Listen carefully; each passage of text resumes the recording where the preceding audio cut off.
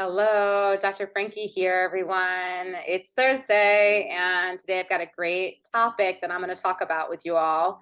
I want to also encourage you, before we jump into the material, I want to encourage you to subscribe to my channel if you haven't already. I think I just reached a little bit over 10,000 followers, so that's pretty exciting. And then also share, like, comment, all that good stuff helps get the word out. And the information's valuable. I think there's a lot of important information that I really work hard to put out there that's needed, that's not being discussed. So I'm hoping it is, accessible to folks. And I'd love your help in spreading the word. So thanks again for all your support, for being here with me weekly, for commenting and letting me know what you want to learn more about and so on. And yeah, I'm thrilled to be here another Thursday with you all. Today I'm going to be talking about how to be a good top, and let's jump into it. You know what topping, bottoming, and even switching are now, because I've talked about it before. And maybe you're feeling super excited to top or to know more about the vocabulary for something you've already been doing for years. But there's more to sex than knowing the right terminology. You know you want to top, but how do you make sure you're a top? Sex and romance are subjective, and every encounter with every person is a little different. What makes the dreamiest, most mind blowing sex of one's person's life might be a total snooze fest for someone else. While there may be no objective standards for good sex, I do think there are some ground rules for what individual people can do to be good in bed. And if you're choosing sex with a power dynamic, here are some of the things you can do to work towards being a good top. Do your homework. Yes, I know many of us don't like homework, but I promise you it'll be worth it. One way to think about topping someone else during sex is to imagine you're going on a road trip. As the top, you volunteer to take on the task of doing most of the driving. That doesn't mean you're doing all the work. The person in the passenger seat is likely navigating, organizing snacks and drinks, changing the playlist, and finding new routes when the exit you needed is closest or closed. Sorry. They may well have done all the research and planning for this trip, called ahead, made hotel reservations, but inarguably, taking on the bulk of the driving is a huge task with a very specific set of responsibilities. And the stakes for not taking them seriously are pretty high. There are things on this trip that could go seriously wrong. Topping means that you're taking on the logistics and skilled labor of the sex act, and also that you're committing to having some knowledge and skills up front. After all, most of us wouldn't feel comfortable on a road trip if the driver disclosed in the first 10 minutes that this was their first time driving.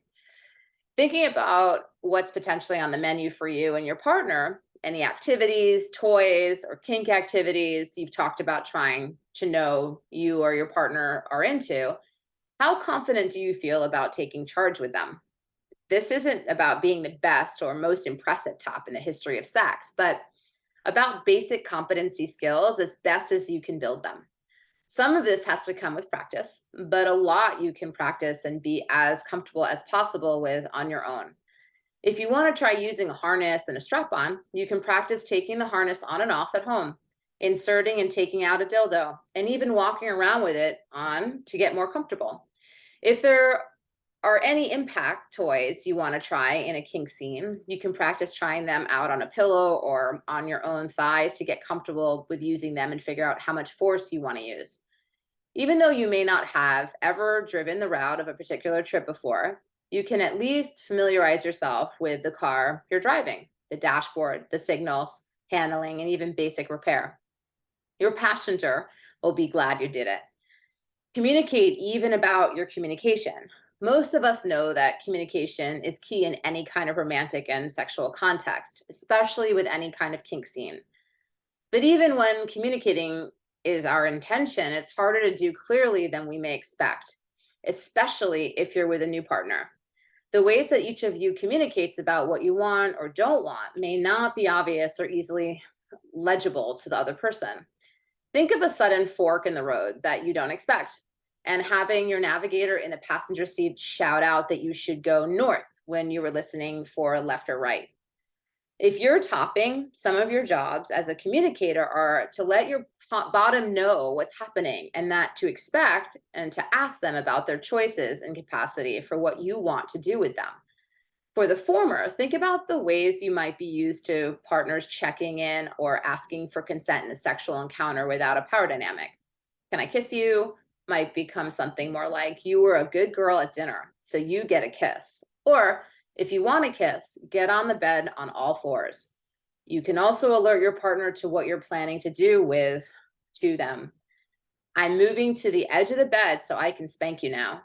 When asking about consent, it's often easier to give a set of choices rather than asking open-ended questions. What do you want for a reward tonight? Or, okay, you're done being spanked. What do you want instead? Might be challenging to answer, as is the broad instruction to tell me if you need me to stop. Even if you know our partner wants us to communicate directly, straight up saying no to something can feel challenging, especially in a kink dynamic. Asking someone to stop can feel like you're ruining things. Think about what choices can be offered instead, like a multiple choice question instead of a paragraph question on a test.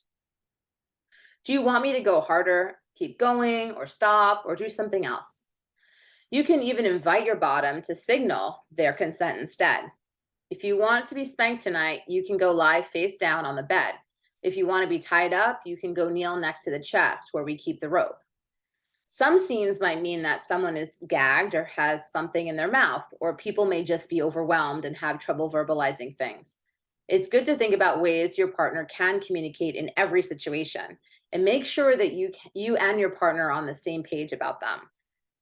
I'm going to gag and blindfold you. If you need a break for any reason, you can use your hand to tap me and you'll untie, and I'll untie you right away. For bonus points, have your bottom demonstrate their no communication to you as a practice and to establish your dynamic. Remember that it's your job to communicate too. Tops also have limits and boundaries and can say no to something for all the same reasons a bottom can.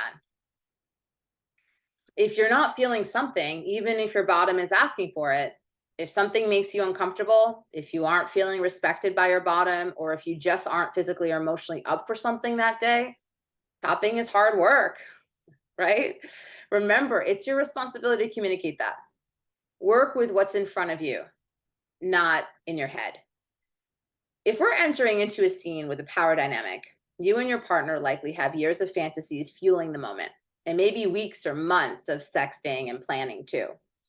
It's very tempting to go from 0 to 60, hitting the ground running with every fantasy and activity you've ever had. Sometimes this is totally possible. Other times, this is just a starting point, one that needs to be adjusted. There are dozens of factors going into what's realistic or a good idea for any given scene.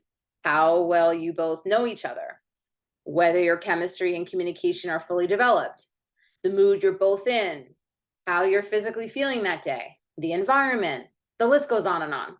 It may be that you and your partner had both hoped to do a spanking and face slapping scene and then have loud, rough, penetrative sex all night. But a roommate is home unexpectedly, and you had a small fight at dinner, so slapping now feels too sensitive and being loud is off the table. Think again of the road trip metaphor. The plan may have been to follow a certain back road for 20 miles to skip traffic and then stop at Culver's when you get back on the highway. But then it begins snowing and the back road isn't plowed. Your job as the driver isn't to follow the plan to the letter. It's to get both of you to your destination safely, even if that means changing routes or even pulling over and stopping. Expect to have fun and also plan to adjust. In that vein, it's important for tops to be aware that the planned route for a sexual encounter, especially one with a power dynamic, might change drastically, and be prepared if it does. Sex is a complicated and charged experience for all of us. Even casual sex outside the context of a relationship can bring up powerful feelings, both good and bad, especially if we have had any history of sexual assault. Sex can sometimes feel like a minefield. That's all to say that even if everyone does everything right, communicate their boundaries and limits, check in and get enthusiastic consent for every act, only do sex acts that both of us have enjoyed before, it's still possible for someone to get triggered. have a flashback, feel like something went wrong, or even get physically hurt. Some kink activities do have risks, but also it's easy to throw your back out or get carpet burn, right? As funny as that sounds. Part of your job as a top is to be able to roll with it if these things happen. It doesn't mean you need to like or enjoy them or that you're solely responsible for managing the fallout. Your partner is an adult too. However, part of signing up for sex with a power dynamic in a responsible way is tacitly agreeing that if your partner gets upset, triggered, or feels distressed about something that happened during sex, you can make space for it and help provide support for them in that moment without freaking out, making it about yourself or self flagellating until they feel they need to comfort you. It's important to remember this applies to yourself as well. As we talked about it a few minutes ago, tops also have limits and can also be triggered or harmed during sex. You have the right to stop or withdraw consent from sex at any time, and also have the right to feel bad about something happening during sex. If that happens, you're entitled to support and space from your partner as well. I hope you found this talk helpful. Please comment and share your thoughts, and I will do my best to respond. And I will see you all here next Thursday. I'm wishing you a beautiful weekend and take care. Bye.